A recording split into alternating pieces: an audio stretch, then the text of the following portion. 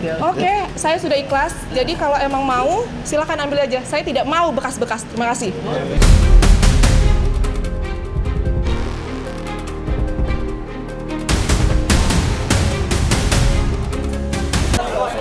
Inara kemarin sempat menyinggung kamu malah.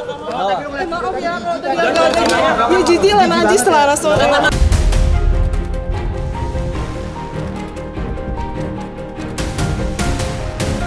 Dan saya perlu pertegas di sini bahwasanya saya melakukan ini secara sadar dan tidak sama sekali tidak ada yang intervensi siapapun.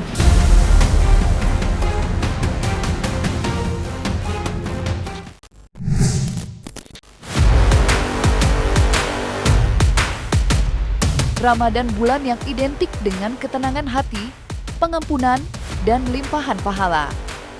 Di saat banyak orang sibuk memperbaiki diri serta mempererat silaturahmi, suasana berbeda justru datang dari rumah tangga Wardatina Mawa dan Insanul Fahmi. Di tengah suasana suci bulan Ramadan, konflik keduanya tak kunjung mereda. Bahkan, ketegangan justru semakin mencuat ke permukaan. Perbedaan prinsip yang tak lagi bisa disatukan membuat hubungan mereka berada di persimpangan jalan. Insanul Fahmi tampaknya masih berusaha mempertahankan rumah tangga yang telah ia bangun. Ia mencoba mencari celah perdamaian, termasuk dengan wacana menyatukan Mawa dan Inara dalam satu ikatan sebagai istrinya. Namun respons Mawa jauh dari harapan. Dengan sikap tegas dan tanpa ragu, ia menolak untuk disandingkan. Bagi Mawa, keputusan ini bukan lagi soal emosi sesaat, melainkan pilihan hidup yang telah dipertimbangkan matang-matang. Ia pun mempersilakan Inara melanjutkan kehidupan bersama Insanul tanpa dirinya.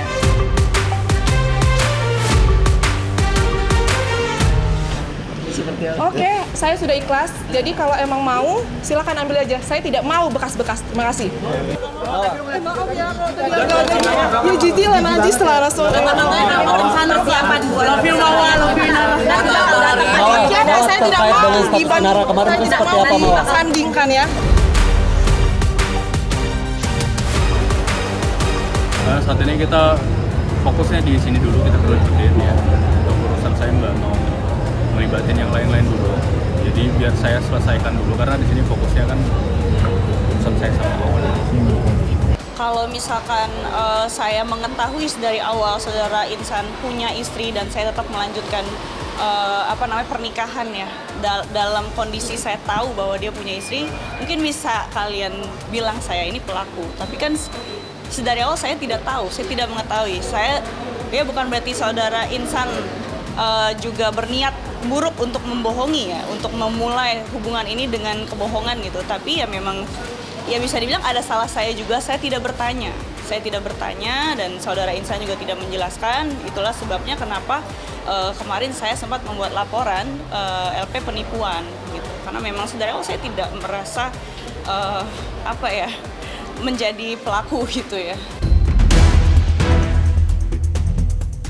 Prahara antara Wardatina Mawa dan Insanul Fahmi tampaknya semakin sulit diredam. Api konflik yang sebelumnya hanya berkutat pada persoalan rumah tangga, kini melebar hingga menyeret nama orang terdekat. Situasi memanas setelah pihak Insanul Fahmi melontarkan dugaan bahwa kerabat Mawa berinisial RFS disebut-sebut sebagai sosok di balik keputusan besar yang diambil Mawa. Tuduhan tersebut mengarah pada anggapan bahwa Mawa tidak sepenuhnya bertindak atas kemauannya sendiri. Merespons hal itu, Mawa akhirnya buka suara. Dengan nada lugas dan tanpa keraguan, ia menegaskan bahwa langkah menggugat cerai serta melanjutkan proses hukum terhadap Insanul adalah keputusan yang lahir dari dirinya pribadi. Tidak ada campur tangan, tidak ada hasutan, apalagi intervensi dari keluarga maupun sahabat.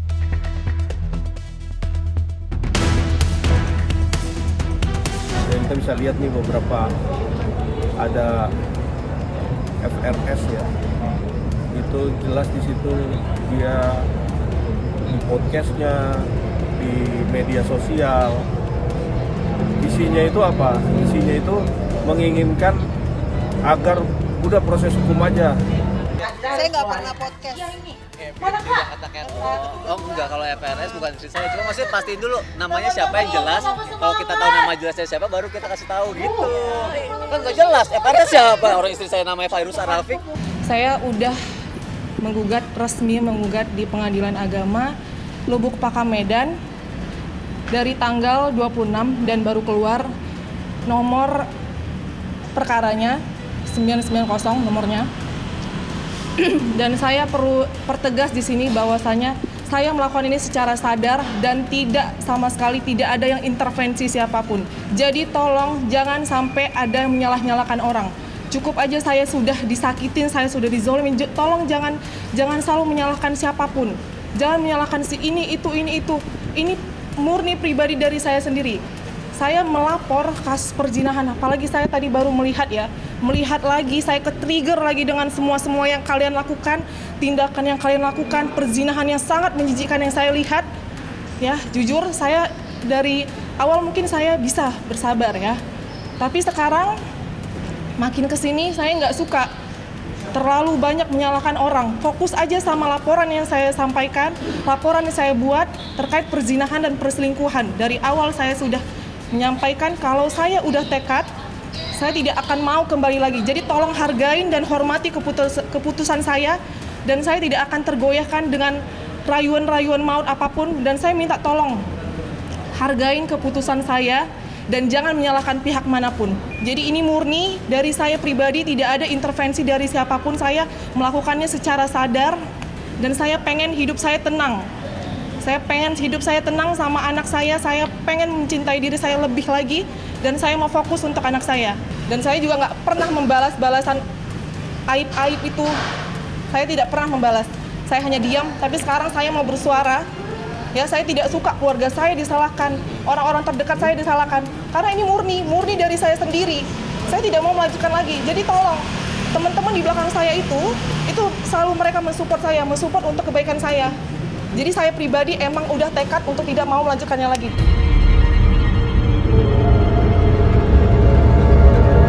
Terlepas dari kisruh rumah tangga yang terus menjadi konsumsi publik, persoalan ini rupanya juga merambah ke ranah hukum yang lebih serius. Laporan Inara Rusli terkait dugaan ilegal akses kini telah memasuki tahap penyidikan di Bareskrim Mabes Polri. Artinya, perkara tersebut tak lagi sebatas aduan, melainkan sudah dalam proses pendalaman oleh aparat penegak hukum. Di tengah proses itu, nama Mawa ikut terseret.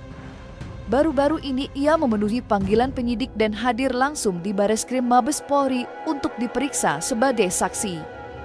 Dengan didampingi kuasa hukumnya, Mawa menjalani pemeriksaan yang cukup intens. Sebanyak 27 pertanyaan dilontarkan penyidik guna mengklarifikasi berbagai hal yang berkaitan dengan laporan tersebut. Dalam keterangannya, Mawa kembali meluruskan isu yang beredar. Ia menegaskan bahwa dirinya tidak pernah memiliki akses terhadap CCTV di kediaman Inara. Lantas benarkah pemeriksaan ini menjadi penentu nasib dari Mawa dalam laporan Inara terkait dugaan ilegal akses?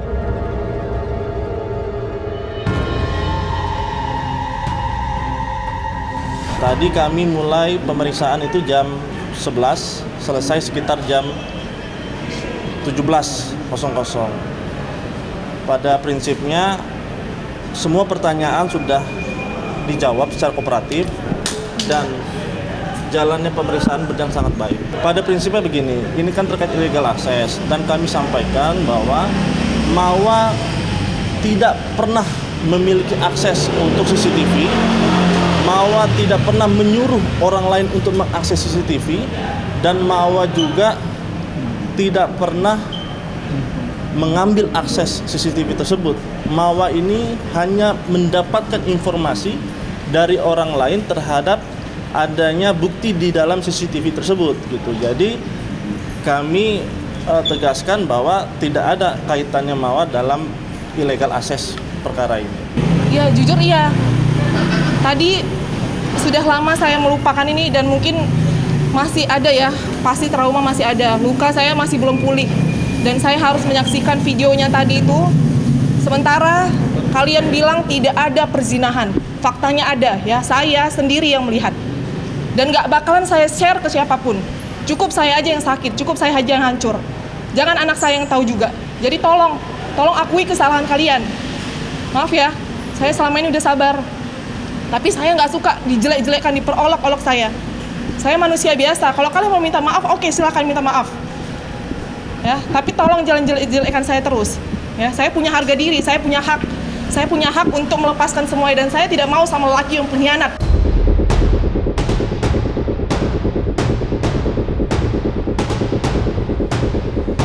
Perkara dugaan ilegal akses CCTV yang dilaporkan Inara Rusli kini memasuki babak yang semakin serius. Statusnya telah naik ke tahap penyidikan, sebuah fase yang dinilai paling menentukan karena penyidik mulai mengerucutkan fakta dan menguji setiap keterangan yang ada. Sebelum Mawa hadir memenuhi panggilan sebagai saksi, beberapa nama lebih dulu dimintai klarifikasi, termasuk mantan sopir Inara yang dianggap mengetahui situasi di lapangan. Satu persatu saksi diperiksa demi menyusun kepingan puzzle yang hingga kini masih terus dirangkai oleh aparat kepolisian. Proses pengumpulan bukti pun disebut masih berjalan intensif agar kasus ini dapat dibuka secara jelas tanpa menyisakan tanda tanya. Di tengah proses tersebut, pernyataan dari kuasa hukum Tommy Triyunanto mendadak memancing perhatian luas. Ia mengungkap adanya sosok lain berinisial V yang kabarnya akan segera dipanggil untuk diperiksa. Ucapan itu sontak memicu gelombang spekulasi di tengah masyarakat, tak sedikit yang langsung menghubungkan inisial V dengan Virgon, mantan suami Inara. Meski belum ada keterangan resmi yang membenarkan ataupun membantah dugaan tersebut, opini publik terlanjur bergulir liar di media sosial.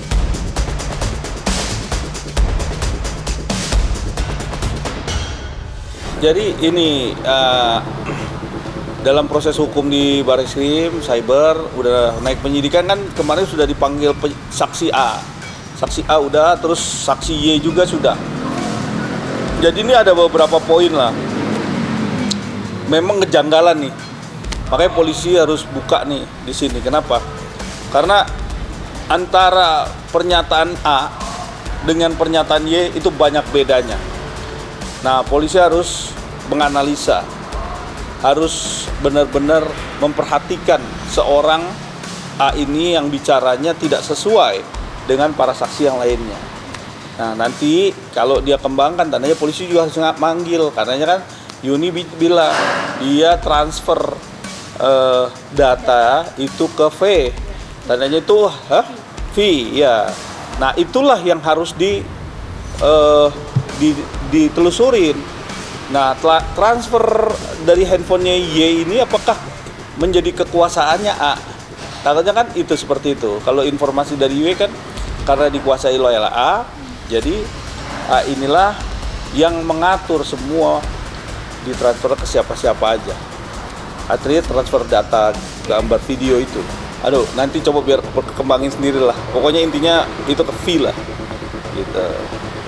Jadi nanti silakan polisi akan mengembangkan itu, harus dikejar itu, harus tahu di mana posisi pada waktu itu V kirim ke dia kirim ke V itu ya, nanti kita tahu sendiri lah kan panggilannya tuh kira-kira di minggu depan ya, nanti pasti dipanggil itu karena ya mungkin aja karena kita nggak tahu itu dia dipanggil semuanya atau nanti polisi manggil lagi seperti apa.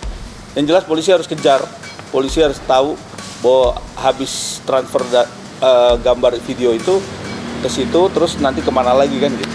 Itu kan berurutan hasil dari dugaan ilegal akses. Pasti kita pengen ekspresi mengedepankan estetika. Jelas tadi mendengarkan.